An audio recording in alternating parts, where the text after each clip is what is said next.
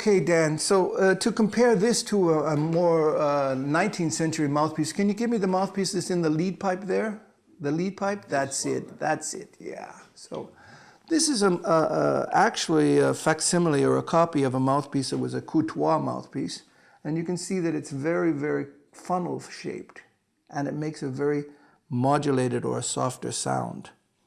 And this is the mouthpiece that I use because I like to use mouthpieces that have a wide rim and a little bit flatter rim than you can usually buy. Now, the reason I use a flatter rim is because I use a lot more air. I don't need a sharp rim. Even the original mouthpiece of this form had a much sharper and thinner rim.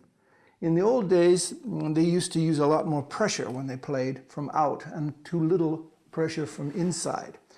And the way you get most pressure when you play is through air volume. Air volume creates compression in itself. So what's very important is to breathe very deeply. And always consider what I was saying about when you go up, you need more pressure from the mouthpiece, so you have to create more pressure from the air. So my first phrase sounds like this.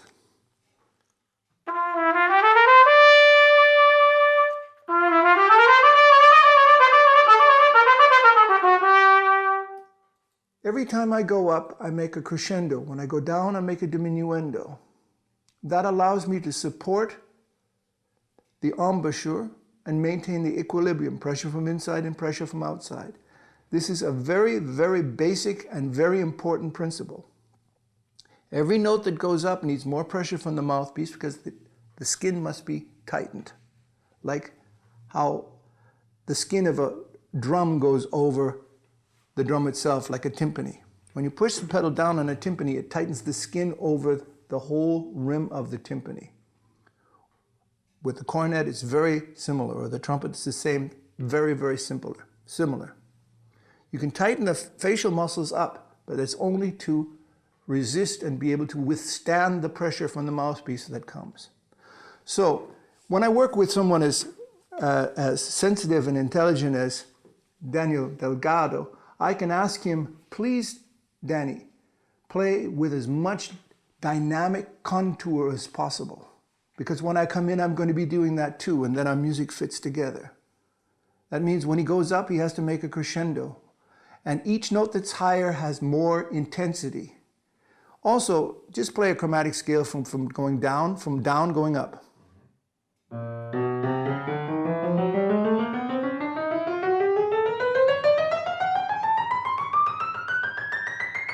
Okay, automatically when he goes up, it gets softer, the intensity goes down. It's not because he's not pushing the same intensity with the keys, it's because there's less overtone resonance, because there's less overtones that we can hear.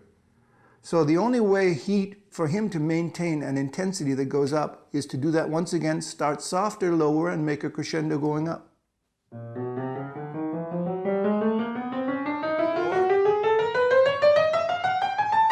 Good. So it could even be more at the end compared to the bottom, but it gets more and more difficult for the piano to do that.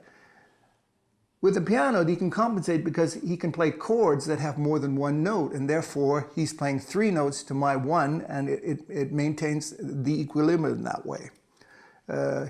More intensity going up. So enough said, let's demonstrate that. Go ahead, Dan. This is the beginning of the Debutante from Herbert L. Clarke, as I said, printed by Widmark and Company in 1912, copyright reserved.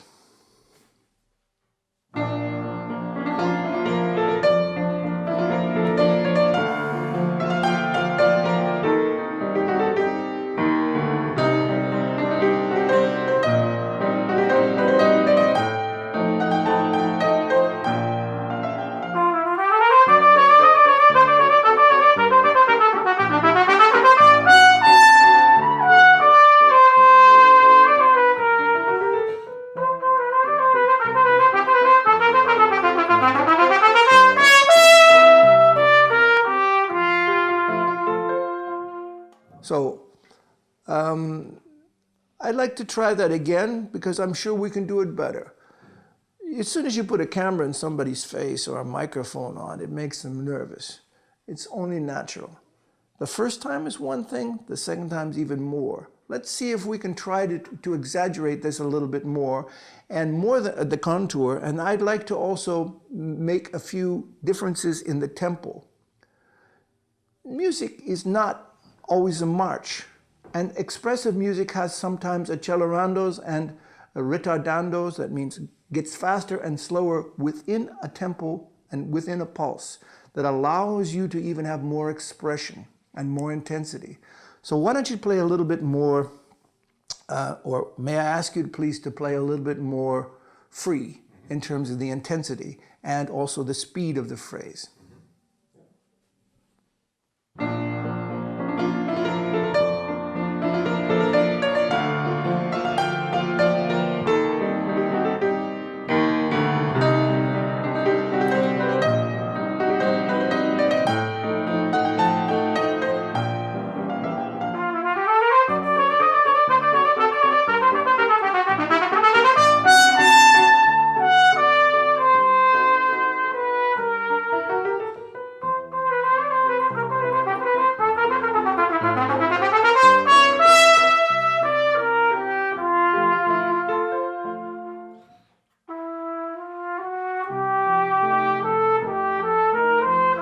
Okay, Dad, we have to play a little softer there. I'd like to play it a little bit more introverted there. You're going, it's a pretty big sounding instrument that you have there.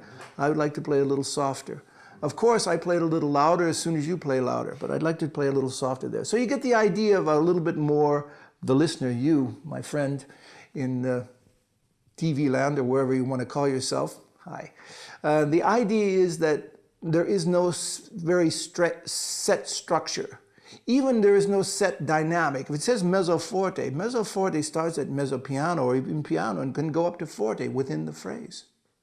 It's not a dynamic like you set a dial and it's this many decibels. Because the phrase has to move, it has to have expression. If I talk like a computer where every word has the same speed and the same dynamic, I sound like a computer. And that's what I don't want to sound like when I make music. So I'd like to play it once more. I just love this piece because it's so fun. The first time I played this piece was in the Capitol Film Theater in Regina, Saskatchewan when I was 12 years old. And I can remember it was very difficult because this is a very big bore cornet. It takes a lot of air. And for a little boy that's like 12 years old, it took a lot of air. But it makes a beautiful sound, and I'm really very grateful, first of all, to my father for buying it and for Mr. CG, or the CG Con Company of Elkhart, Indiana, for building such a wonderful instrument. By the way, this same instrument as a trumpet was played by very famous trumpeters, from Chet Baker over Cootie Williams to Maynard Ferguson, who is a Canadian, by the way, just like I am, came from Montreal. And you can even see in the YouTube recordings of Mr. Maynard Ferguson from 1950 live on the Ed Sullivan Show, and phenomenal playing. But he's playing a trumpet, not a cornet. The cornet is a French instrument, basically. It's also played in Germany, but it's basically a French instrument. Cornet means little horn because it's conical. And it was the first instruments of jazz also. Louis Armstrong played a cornet first before he played a trumpet in New Orleans. These instruments were left when the French left the United States, or went up to, the Cajuns went to New Brunswick and up to Canada at that time, leaving the United States and leaving these instruments. And the black people there then took these instruments and started then playing jazz on these instruments. So the premier solo high brass instrument of jazz was the cornet. Not only for blacks, but also for whites, but mostly for people like Louis Armstrong, who took jazz from New Orleans to Chicago and then to New York. Okay, enough the history of the cornet. Once more at the beginning here. And play, please, more abandon. I'd like it as Spanish as possible, please.